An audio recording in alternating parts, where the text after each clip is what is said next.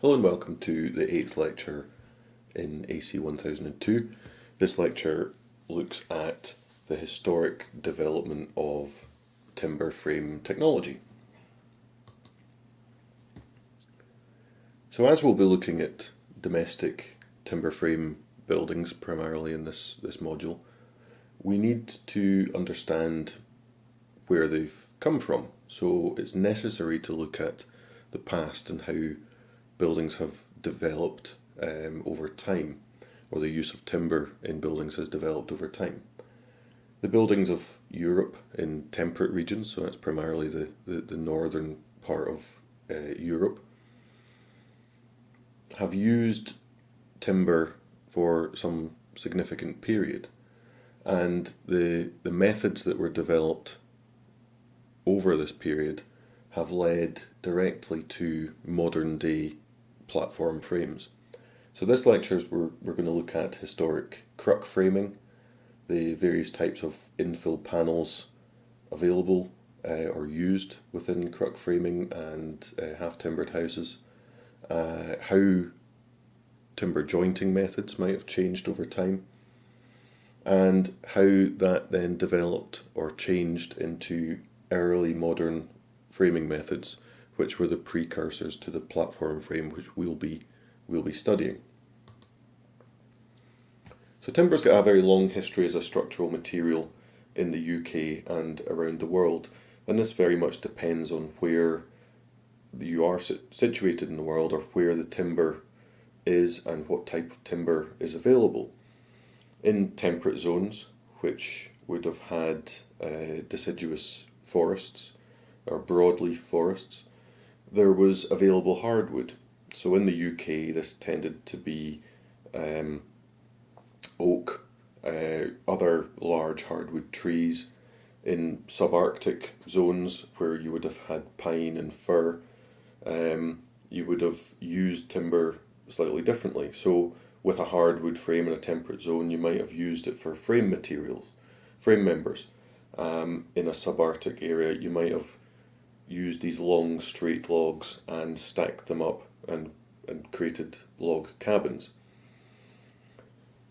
For early timber frame buildings, because we had access to large pieces of timber, we could build frames. We could build what are known as post and beam frames, or cruck frames.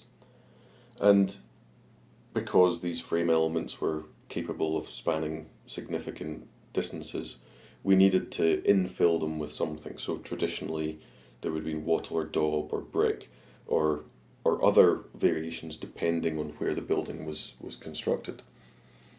And in early buildings, which didn't have to satisfy the same thermal needs as modern buildings, the frame was usually expressed internally and externally. And by expressed, I mean you can see it.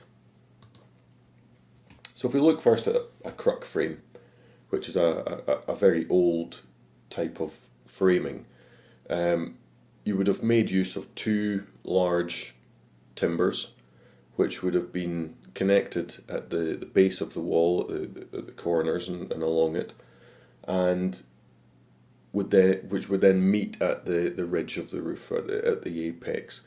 And smaller additional members would have been put in place between there to kind of break up the span and to form smaller areas which could then be infilled to form a wall.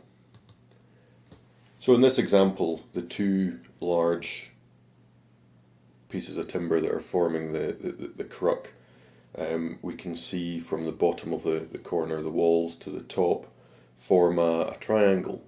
And these are triangles are an inherently strong shape, but this would have been reliant on available timber.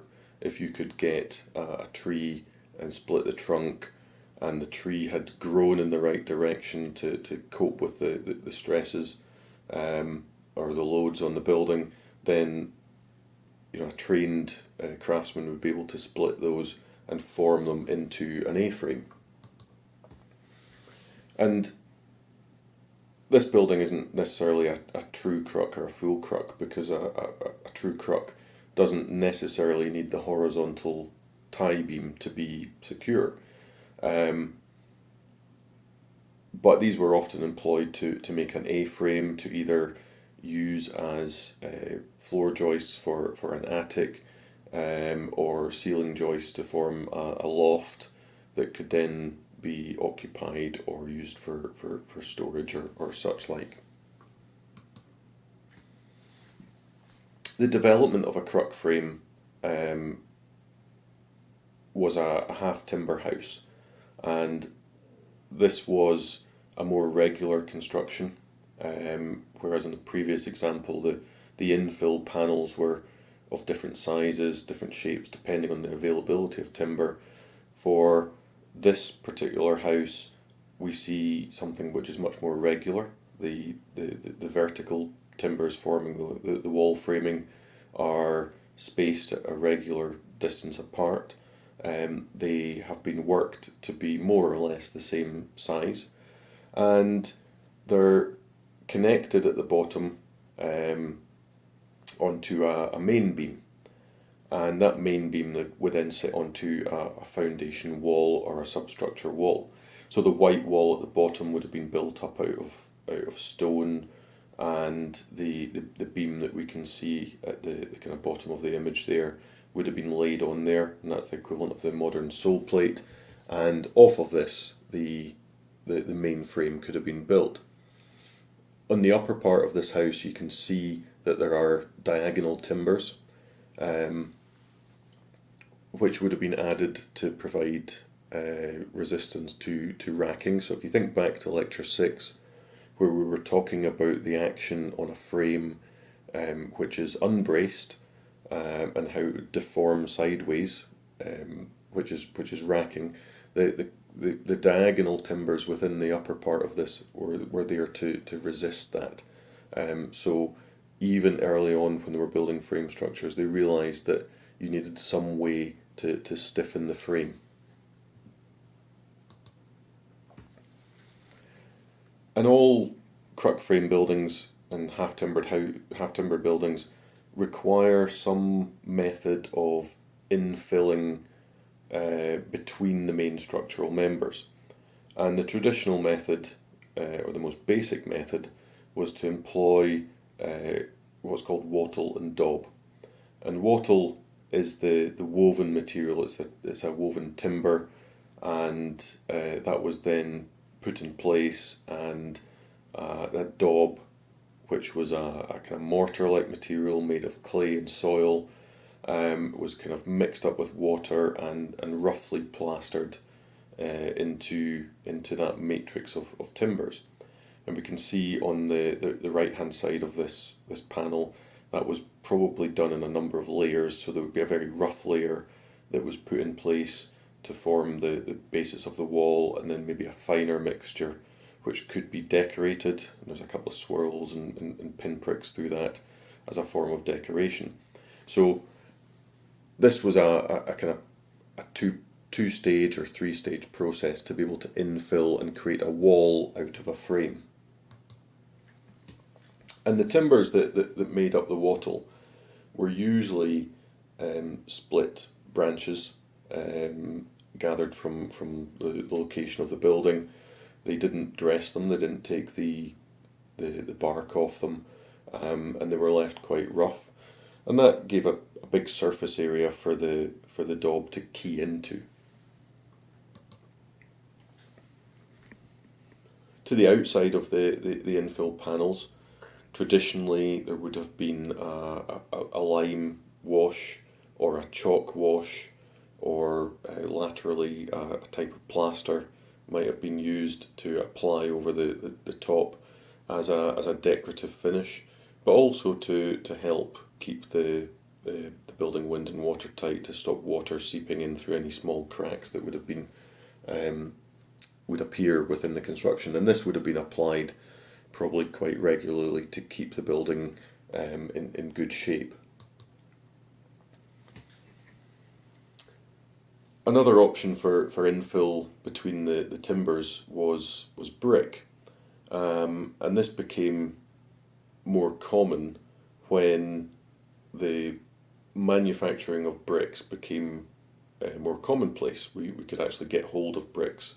So rather than using timbers or twigs and material from the locale to kind of roughly infill with a wattle and daub, the availability of bricks allowed us to use a more substantial material within the frame, which had much greater degree of permanence. It probably didn't need as much ongoing maintenance, and it also allowed the possibility of using the infill to create or to increase the decorative qualities of a building. Internally, when we're looking at the timber frame, most historic timber buildings were built at a time well before coach bolts and standardised ironmongery was available, and to get metal connectors made would have been quite expensive. So most buildings were built using a system where a skilled craftsman would have cut mortise and tenon joints, would have chiselled out holes, would have formed dowels from pieces of timber, and then these were hammered through to act as pins to connect all the joints together. The other benefit of using timber joints was that any movement in the timber due to changes in moisture content or temperature were easy to deal with, because the material was, you were joining like material with like, and there was a flexibility within the joint. Historically, the term joiner would refer to somebody that's skilled in making joints in timber. There's some debate as to whether a joiner is better than a carpenter, and some people will say, well, he's not a joiner, he's a carpenter, and think it's a better thing. My understanding is that a joiner can make joints in timber, which is a skilled job, and a carpenter historically was somebody who did rough carcassing for stonework support and something. So they were slightly lesser. Both used in construction, but slightly different jobs.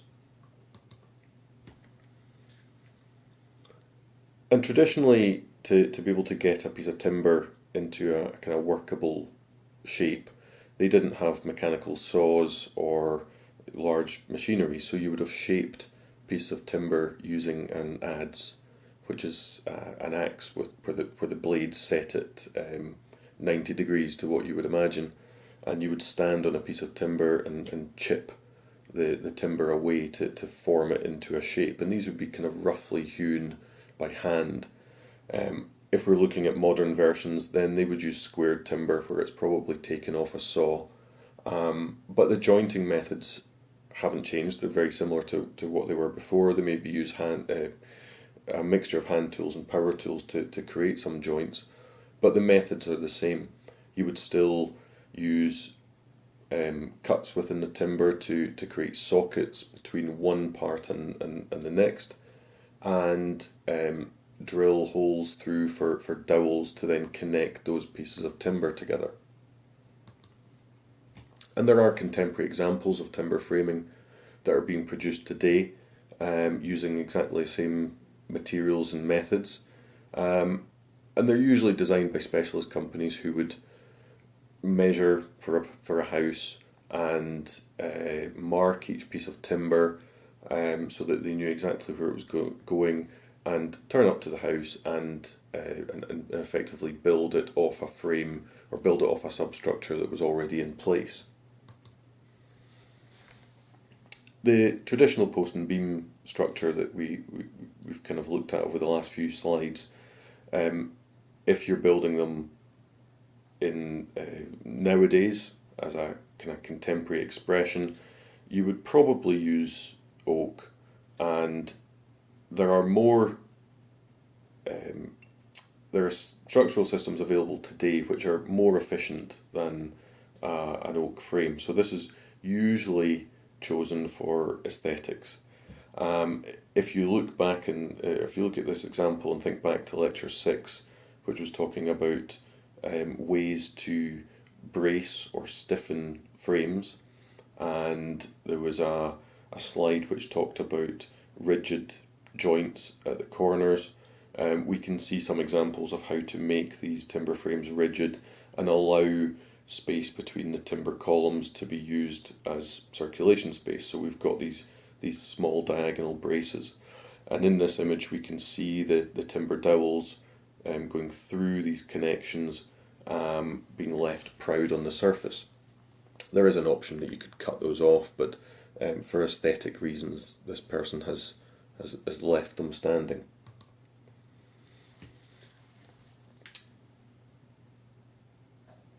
If we kind of take a step towards something which is a little bit more modern, and relates more directly to a platform frame, which is the type of frame we'll be studying throughout the remainder of this module. The development of this was what was called a balloon frame. There was a period in time where a skilled craftsman, the joiner, would have produced a frame, and that would have been a time-served tradesman. The apprenticeship was a very long period of time. Buildings were very expensive, relatively so, to produce.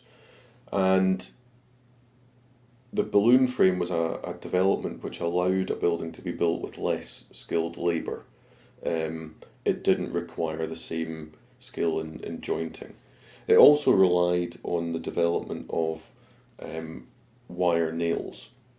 So the nails that we know of now are effectively cut from long sections of wire. So the production of wire led to the production of nails, which then allowed different framing methods to take place. So we didn't need the skilled workmen to make timber joints when we could nail things together. And in the balloon frame, what we're trying to do is use smaller sections of timber. So gone are the large pieces of oak, and in come pieces of softwood, which are much smaller in dimension, and they're placed more closely together to create an overall structural frame. And the timbers in a balloon frame were large enough or long enough to span from the ground floor to the upper part of the building, in a single length. Although occasionally you would find that the timbers might be spliced together halfway up if timbers weren't available of the right length. And into this there was a notch cut on the inside of those timbers, the vertical timbers, and then there would be a horizontal timber that would be placed into that notch, which would create a kind of a ribbon beam or a ring beam, and that would then take the floor within the building. The reason it's called a balloon frame is because the outside timbers, the vertical timbers, which are referred to as studs, were forming a single envelope around about the floor, so much like a kind of balloon with something contained within it. So there's a drawing of a balloon frame. This is from a Francis Ching book. So the sizes are in inches because it's an American book, but you should be able to kind of get there. So we're using 2x4 or 2x6 studs spaced about 16 or 24 inches apart. So a 2x4 is a 50 by 100 stud, or a 2x6 is a 50 by 150 stud. 16 inches is 400 millimeters. And they're continuous for the full height of the building, and we can see along this point here. Do you know what I'm going to try and draw on the screen? That'll be interesting. See if this actually comes through in the recording. Along on the inside here, there is a timber ribbon beam that is cut into, slightly notched into these vertical timbers here, and that then takes the floor. There's a note here about fire stops into the framing, and that's because there is an issue with timbers that go the full height. When there is a fire to the floor below, the gaps between everything caused the possibility that fire could pass from one level to the next. So fire separation was always an issue, and it wasn't easy to block the passage of fire from one space to the next.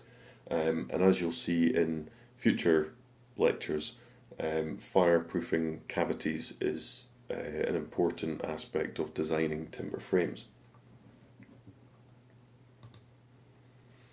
So in conclusion, the history of timber framing is directly related to technologies available. So before we had wire nails, we built in one way. As soon as wire nails came along, it enabled us to build in another way.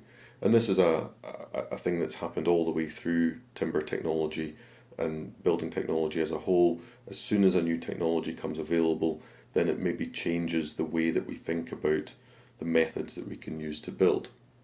So as soon as a material becomes available due to manufacturer advances, the method of building changes to keep up. Balloon framing is the closest relative to timber framing we see today, which is platform framing, which we'll come on to in a future lecture, as it uses small timbers. So that's getting away from the kind of large pieces of oak. They're closely spaced, but because they're small and closely spaced and joined together, they create a strong, light wall panel. Historical methods of construction still exist as a niche market, but usually that is driven by aesthetic choices. People choose to build in that method because that's what they want to see, rather than it being the most efficient method for building. So thank you very much for listening, and the next lectures will cover platform frames and start us on the journey of looking at that in more detail. Okay, thank you.